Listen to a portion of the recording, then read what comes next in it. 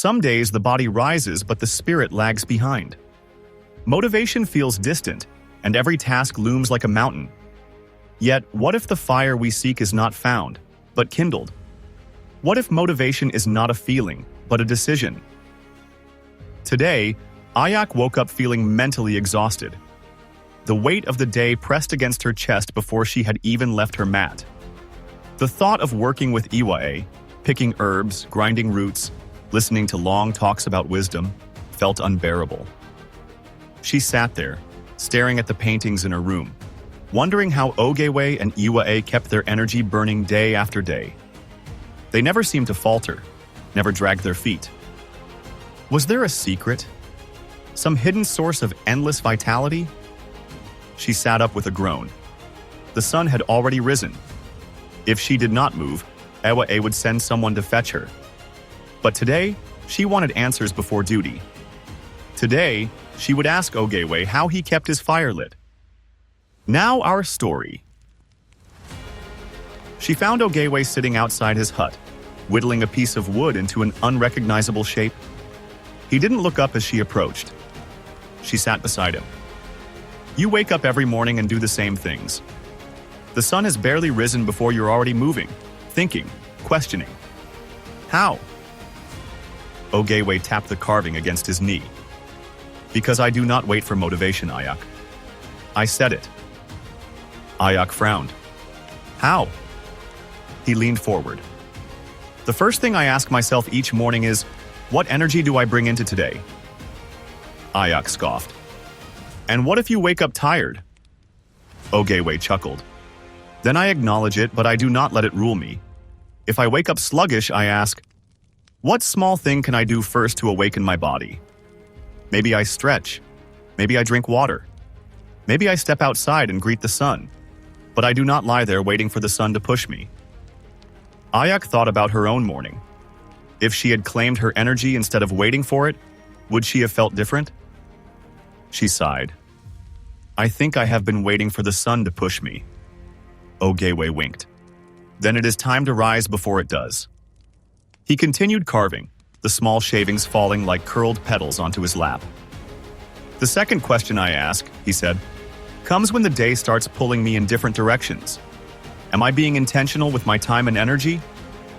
Ayak frowned. What does that mean? Ogayway chuckled. Distractions, Ayak.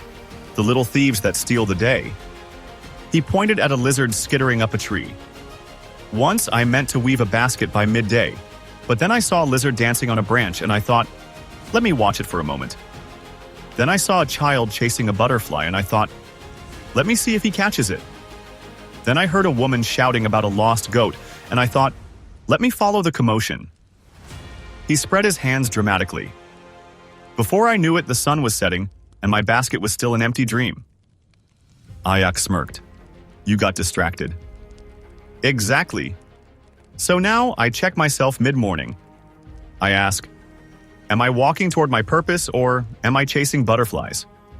If I am off course, I guide myself back. Ayak nodded slowly. She too had lost many hours to idle chatter and pointless frustrations. Maybe she needed her own mid-morning question. Ogayway stretched his legs. The third question comes when the sun is high and the body grows weary. Ayak grinned. You mean like when I was ready to give up this morning? Ogayway nodded. Exactly. This is when I ask, what is going well? What needs a shift? Ayak tilted her head. You don't just push through? Ogayway shook his head. Only fools push through without adjusting.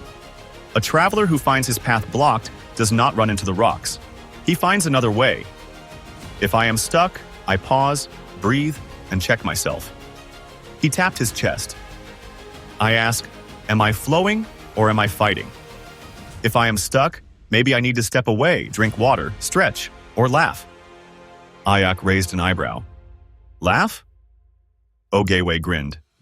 Oh yes, nothing renews the spirit like laughter. It is a forgotten medicine. Ayak thought about that. How often had she sat brooding instead of shifting her energy? Maybe all she had needed was a deep breath, or a ridiculous story from Ogayway. The sky began turning gold as Ogayway spoke again. The fourth question comes when the sun begins to rest. What did I learn today? What can I improve on tomorrow? Ayak exhaled. That sounds dangerous.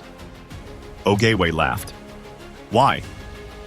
Because it sounds like an invitation for self-criticism. Ogayway shook his head.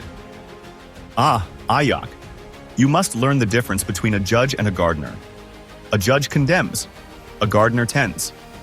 When I ask what I learned, I am not punishing myself. I am feeding my roots. Ayak considered this.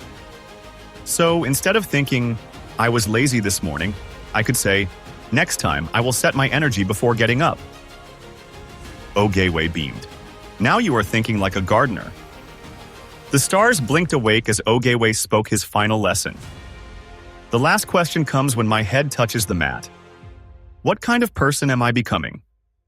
Ayak looked at him curiously. Why that question?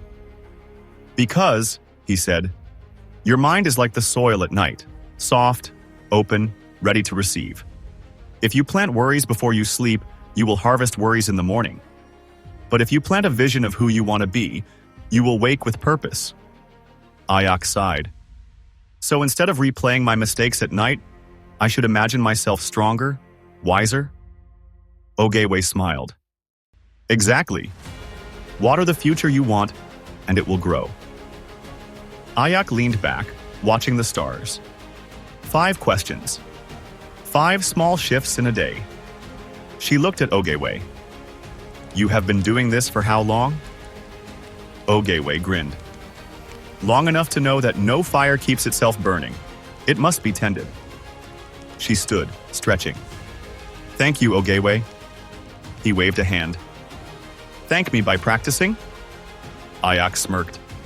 Tomorrow, I will rise before the sun. Ogayway clapped his hands. Ah, a true farmer of the mind. And as Ayak walked back towards Ewa'ay's hut, the fire within her was no longer dim. It was rising, steady, and strong. So, as these words settle within you, know that they are more than just stories. They are doorways. Doorways to understanding, to remembrance, to awakening. You are not here by accident. You have been called to listen, to reflect, and to rise. But this is only the beginning.